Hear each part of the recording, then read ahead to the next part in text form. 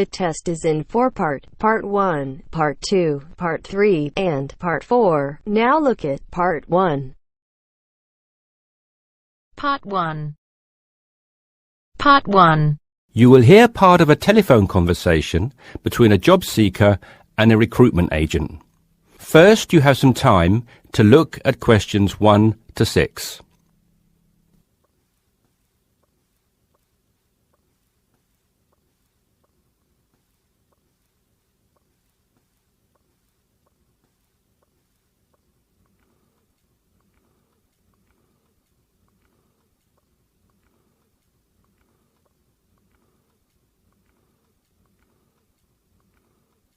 You should answer the questions as you listen because you will not hear the recording a second time.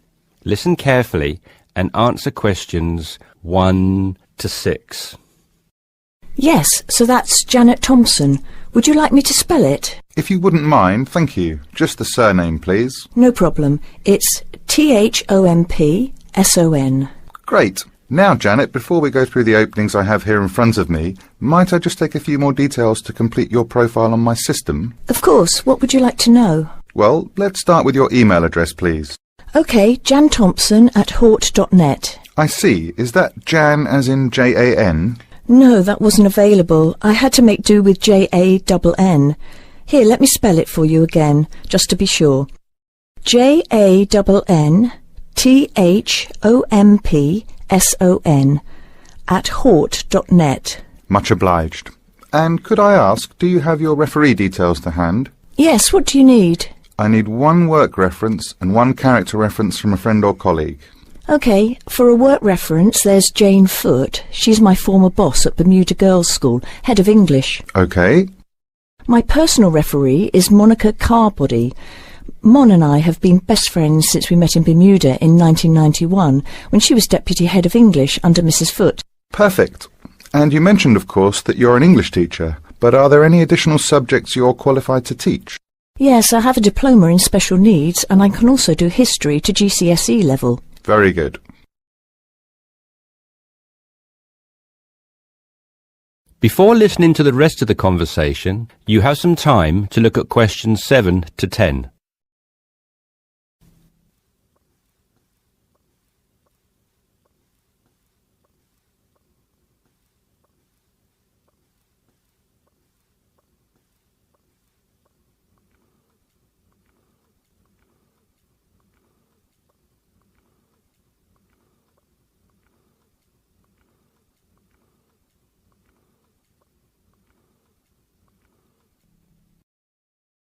Now listen and answer questions 7 to 10. Do you think I stand a good chance of finding something? Oh, better than good. In fact, we have some positions we can offer you today. You see, it's not so difficult to find a temporary role. Tell you the truth, there are plenty of them around, but getting a permanent position will prove a little more trying, though. Would you be prepared to take up a position short-term? Of course, anything that pays. Excellent. Well, there are 3 positions that I can offer you right now. The first is a teacher of English in LaSalle School. I'm sure you know it, right in the city centre. Yes, near where I live, actually. Even better. Well, it's a 6-month contract, and the very attractive thing about this role is that the head of English at LaSalle will, if she's satisfied with your performance after 6 months, offer to make you a permanent member of staff. Wow, that's food for thought. It certainly is, bearing in mind what I said before about how hard it is to find a permanent role. The second position I have to offer you is in a school near Chelsea. It's called the Chelsea Free School. Are you familiar? I can't say that I've heard of it. Well, this contract is for 1 year, which is a lot better, looking at it from a short-term job security perspective, than the first role I mentioned. But you also have to realise that you are a temporary replacement for a female teacher who has taken maternity leave. There is no prospect of the position being made permanent. I see. I have one other vacancy at the minute, though I doubt you'll find it quite so appealing. It's situated in rural Cambridgeshire. I'll spell that just in case you want to take it down. CAMBRIDGESHIRE. And the school simply goes by the name Cambridge, though it's not in any way related to the other more well-known establishment of the same name. I was just going to ask that. What a lovely location, though, eh? Yes, but there's a catch. It's only a 6-week contract to cover for someone on extended sick leave. I see. Well, I guess that's ruled out then. What sort of salary can I... That is the end of part 1. You now have half a minute to check your answers.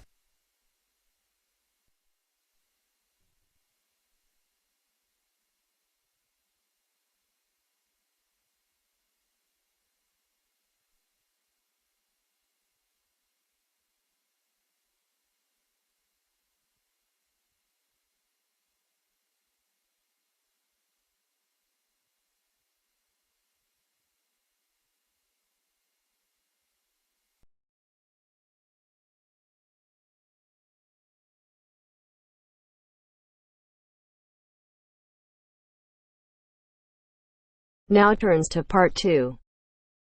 Part 2. You will hear a telephone conversation about a job vacancy.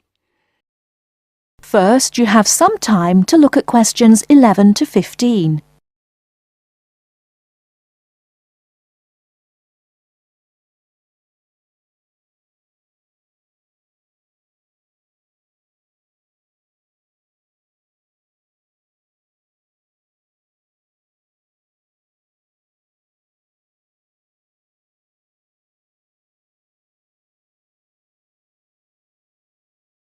Now, listen carefully and answer questions 11 to 15.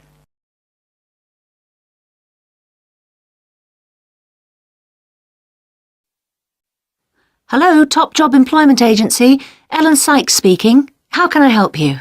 Good morning. My name's Steve Collins and I'm calling about the call centre job advertised in today's paper. For an operative handling credit card inquiries? Yes, that's right. The wages and working conditions are all in the ad, so what I'd like to know now is what the work actually consists of. I should explain that I'm a student looking for a summer job, not long-term employment. That's okay. The people at Intercard say they've always found students to be honest, which of course is essential in this line of work, and they have the basic IT skills needed there. Apparently, there have been a few who didn't find it easy to get there on time in the morning, but in most cases their punctuality is as good as anybody else's. Anyway, about the work. And I know a bit about this because, as it happens, I've worked there myself. Really? Yes, for about a year. You'd find that most callers would be people wanting to check the balance on their cards, query payments made and so on. And from those who've had their card stolen? No, they ring another number for that, an emergency line. People also call that number if they lose their cards. And what are most callers like? I mean, what kind of people are they? All sorts, really. All ages, every kind of background. Though one definite trend is the change in the number of women. Nowadays, they make up around 55% of the total, whereas years ago, there used to be a majority of men calling. At one time, I heard, as many as 3/4 of all credit cards were actually held by men, but that must have been long before I was there. It's certainly different now. So to do this job, what sort of experience do I need? None, really. Have you got a credit card yourself? Yes, I have. Then you probably know quite a bit about them already. And as a student, you're obviously intelligent, which of course you need to be for the job. So after a day or so working with an experienced operative, I'm sure you'll have picked up enough to deal with routine inquiries, which of course most of them are. But there are bound to be questions I can't deal with, at least at first. What happens then? In that case, you can ask a supervisor. They're very helpful to new staff. I think I like the sound of this. What do I do next?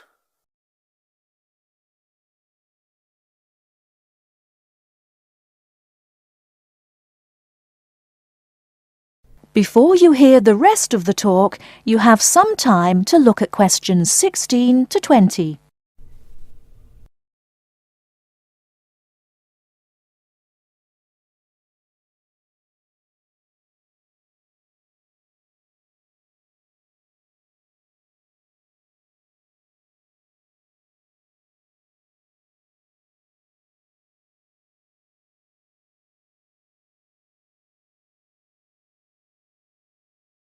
Now listen and answer questions 16 to 20. Can you get over there for 9:45 on Monday morning for an interview? Definitely, yes. Whereabouts are they? In Riverside Business Park. Do you know it? Yes, I've been there once. How do you usually travel? By bus. Right. So you take either the 136 or 137 to the bus station, and when you come out of there, you turn right. Along Orchard Road, that is. The road from the railway station? Yes, that's right. You go past the petrol station next to the car dealers, then carry on down the road. Do I take the first left at the main car park? Well, you could do that and walk up Newfield Avenue alongside the shopping centre, but it's a long way round. I'd suggest continuing along Orchard Road with the water company and then the insurance offices on your right. They used to be local government offices, by the way. Yes, I remember those. And you keep going until you reach the advertising agency. Now, facing that is a small road called Cherry Lane. There's a newspaper office on the corner, and opposite that is a big hotel, so you can't miss it. And how far down that road is it? Well, they aren't actually in Cherry Lane. You walk as far as the next junction and turn right into Almond Drive at the mail centre. Intercard is in the third building on the right, between the airline offices and the shipping company. Fine. I'll be there on Monday. Thanks very much. Bye. Good luck. Bye.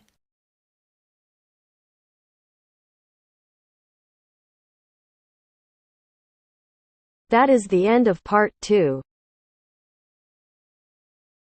You now have half a minute to check your answers.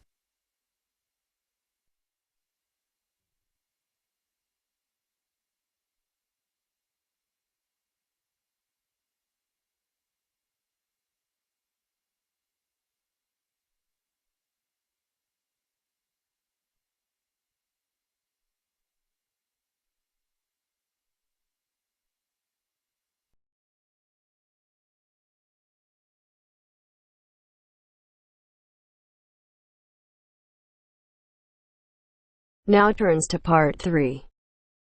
Part 3. You'll hear 2 university students discussing a social science lecture they attended. First, you have some time to look at questions 21 to 24.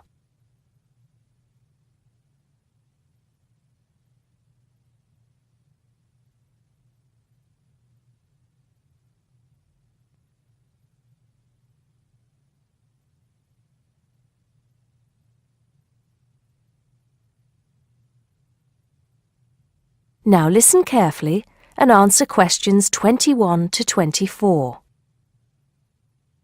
Did you go to the first social science lecture yesterday? Yeah. Didn't you see me there? No. I was trying so hard to understand the lecturer. What didn't you understand? A lot of it, really. For example, he said we needed to study history as part of the course, but I didn't get why. You probably missed it. He said early on that we need to learn from our past mistakes. Right. But he also said we need to put ourselves in the place of our ancestors. Why is that? I think the point is that it's not enough to know how they lived and what they did. We need to know what they thought. I see.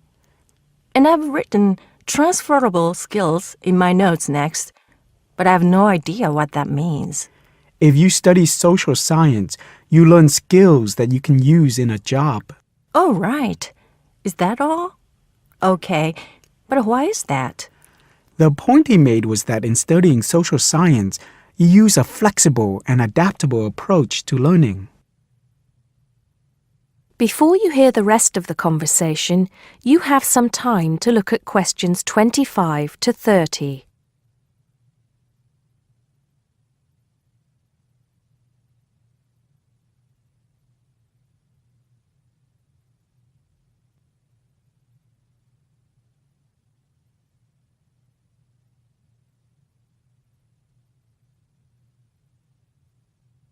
Now listen and answer questions 25 to 30.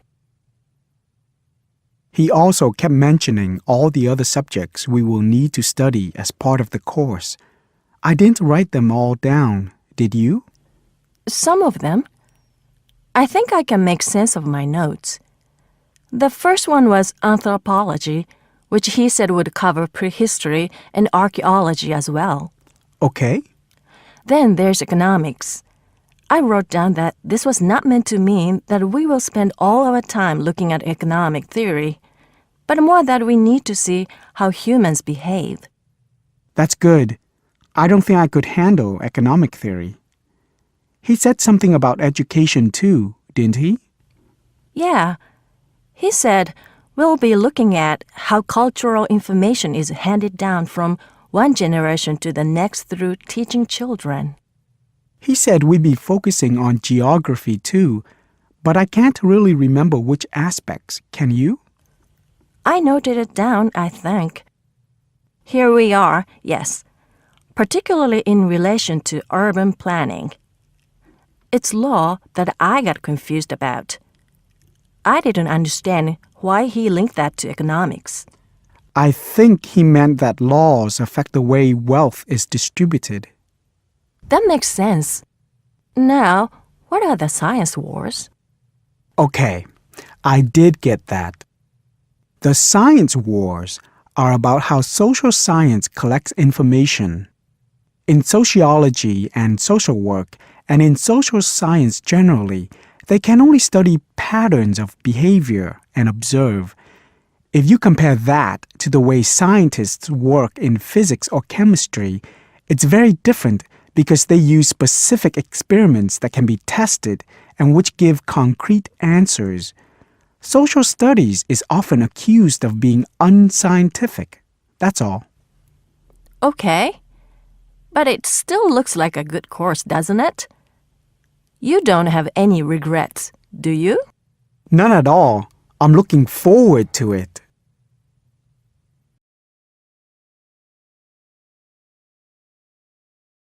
That is the end of part 3. You now have half a minute to check your answers.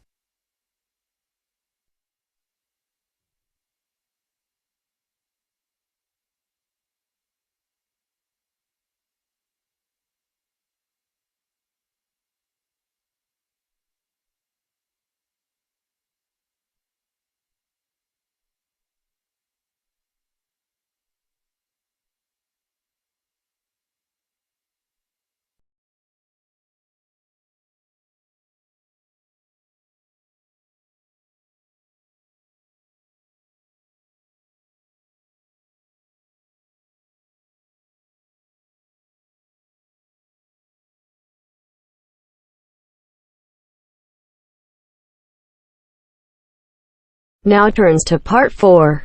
Part 4. Listen to the last part of the lecture. As you listen, complete the notes below. First, you have some time to look at questions 31 to 40.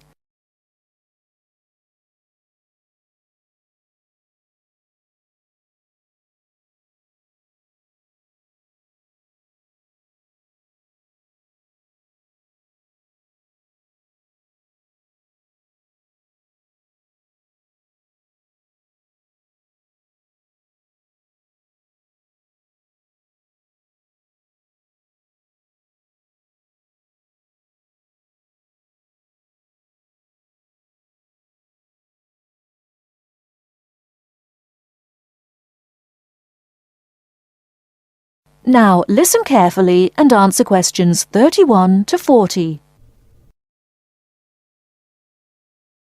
Last time I said that a lot of Irish people left the country and went to England, America and many other foreign countries. Today I'd like to talk about the emigration. The effects of immigration were not all bad. The immigrants experienced a lot of hardship in their new countries. There is a famous story about a park in Shanghai where Chinese and dogs were not allowed. Well, in England, until into the 1950s, signs for jobs sometimes read, "Irish need not apply." The immigrants often experienced discrimination, but they formed many organisations to look after their fellow immigrants. Many of these organisations later became very important. In America, the Irish chose politics as the way forward, and significant cities were controlled by Irish politicians.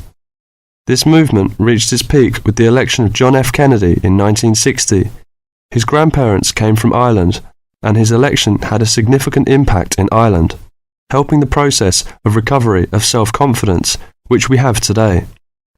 Today, there are 70 million people of Irish descent living outside Ireland. In America alone, there are 40 million people, and 10 million of these people have a 100% Irish background. They carried the culture of their home country with them and adapted it to their new home. They made changes which would be unthinkable in the home country, and we often laughed at the Yankees' Irishness. In fact, any immigrant who came back to live in Ireland, often after many years, found it very difficult to fit into Irish society again. They had been changed by the experience. These immigrants have always had an interest in the old country. The American letter was a letter containing dollars sent back to one's family. More recently, President Clinton has been very influential in bringing peace to the north of Ireland. Riverdance itself was the idea of a dancer who was American, who applied American methods to traditional dancing, and the fusion was immediately popular. Modern Ireland has been able to use the disaster of the last century to learn modern marketing techniques and apply them, without at the same time losing what is distinctive about itself. Riverdance is a demonstration of that distinctiveness. That is the end of part 4. You now have half a minute to check your answers.